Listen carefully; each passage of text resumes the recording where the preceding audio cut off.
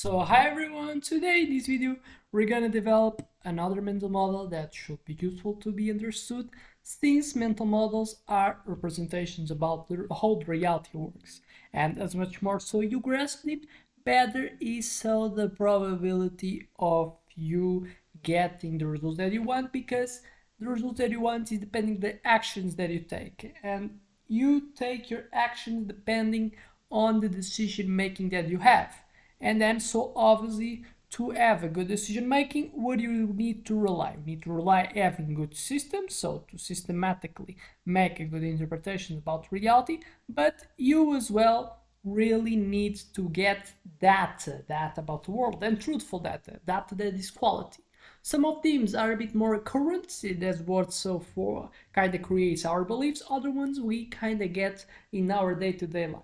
So then you rely on having good systems to make interpretation, understand what's the relevance of this data, what's the main problem you're trying to solve. So systematical way that we already have developed in this channel, like videos talking about mental models, like bulletproof problem solving, a way to solve problems that you should adopt. But in other ways, we as well focus a lot in patterns that we see in business world, in economics, finances, psychology, that you should get as your beliefs that helps you like to see the reality that you are. And what's going to be the one today? Customer centricity, a specific tendency that if you look for a lot of the main type of business that exist, they adopt, and obviously can be something that can explain so the result that I got in being so much profit makers. And then so putting the customer at the heart of your business is what you're going to see today. So we have to understand context, competitive landscape. In the reality is that in our scenario, the competitive landscape that we are, true senses seems that comes from the placing the customer at the center of everything you do. Is like maximizing so the value that you deliver for your customer. And why it is something that it's true? Because we're living in a competitive world. Globalization has helped to you. Now, probably in the past, the consumers that you were to serve, probably you just had two, three competitors to him. But now with the globalizations, with being easier now to produce more, so having scalability, you as well competition with other companies that are working in other type of countries, but they have a good, a small type of costs that they have to deal if they want as well sell for people in your country. And so we have increased the quantity of people that are your competition. We have so make it the barrier to entry in the market lower for everyone. And obviously with the emergence of EA now more in the terms of scale. So in terms of monetary, it's easier today. It's easier to produce in scale for a lot of people. And as well in terms of skill, it's easier today. So to get good skills in something, it's more shortcuts in the process, the journey that you have to pass so to be good in something.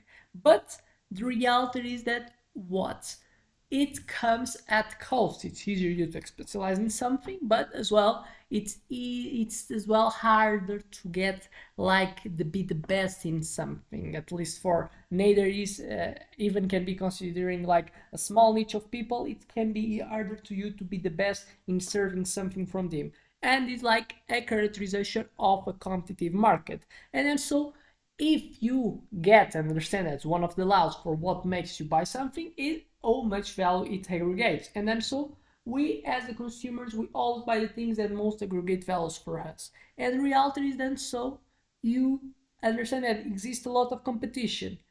The clients are gaining power, so even more than they already had in the past, they have even more power over the suppliers. Obviously it's not something that happens in everything. Some companies are so good that they're kind of monopolies, so they have more power in terms or in comparison so with the clients. But the majority of ones we see competitive markets, and they're stimulated to exist. The governments, they don't stimulate to exist monopolies. Even if exist some patents and things like that, it's harder to exist monopolies. So the suppliers neither, it's hard to find a market where they have more power over in comparison with the clients. And then so it creates that clients can require more. And then so obviously their reference level, what's good, is higher than it was in or wherever so was the moment in the past. and then so they require more, and then so you to sell you need to step up the quality of what you produce in terms of quality in the perception of your consumers.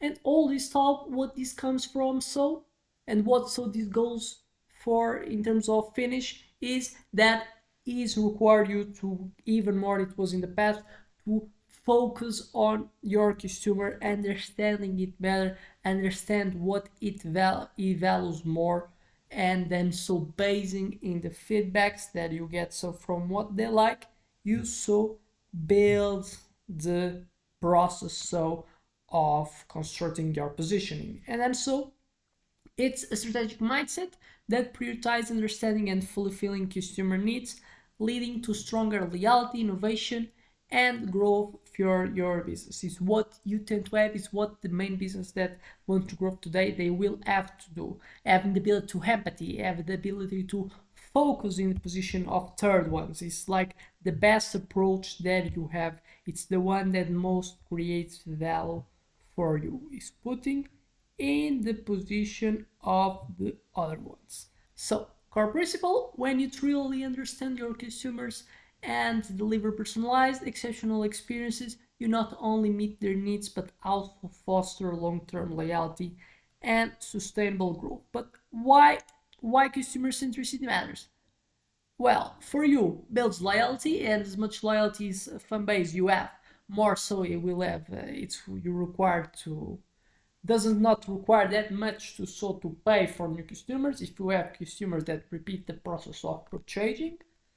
Drives innovation as well because you always gonna have new feedback, so people also gonna have different needs, people also gonna have so different tendencies to behave, and then so it will have a fuel to always try to innovate because the consumers, the people, they're not static, they always so drive, they float, this floating, and then so you always have feedback that you should base to create something new. And it's profitability, obviously. So if it's something that's important, it's because it contributes to profit. Focus on consumer orientation, reduce churn, increase lifetime value.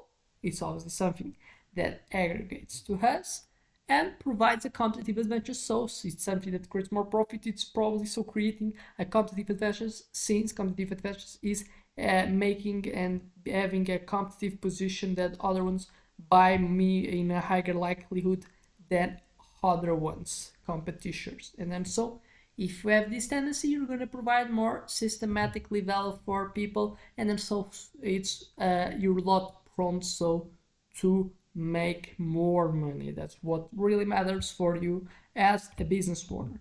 Then understood it, how to implement active listening. So having good inputs, making it easier to receive inputs for people, getting in environments that's easier so to and to be truthful information about what so the people really want, what people really matters for. So it's important to make it easier to you to get these inputs at lower costs. So be in their environments, you can create environments where they so can experience it, so can be easier for you to get these inputs.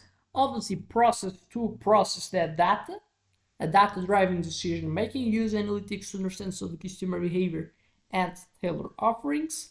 Obviously, so now that you have understand, you have to make it options, that you have to create things that are so personalized for them, that so meets more their expectations. So customize product, service, and communications to meet individual needs. So having flexibility, it's something that's important to you. Empower your team, obviously something generic but always important. Train employees to understand the consumer journey and make improvements, because obviously the intelligence of the group is always higher than you individually, so even understanding the logic of the business makes it so as well easier for you to get inputs, because they as well will tend to look for, if they understand what you are so looking to get. Embed in your culture, so make consumer centricity a core value in your mission and everyday operations. Real world examples: Amazon, obsession with consumer satisfaction that drives constant innovation, operational excellence. Amazon, one of the top companies in the world. Apple, another top company in the world. What shows the consumer centricity? Designs of the products and retail experiences that so create emotional deep connections with users And people sometimes they get engaged with saying that they're like iPhone users, so they have this type of pride in doing it. Zappos as well, known for exceptional customer service, turning every interaction into a memorable experience. So I expect this video was good to make you get the inputs that makes you gain more value in your business.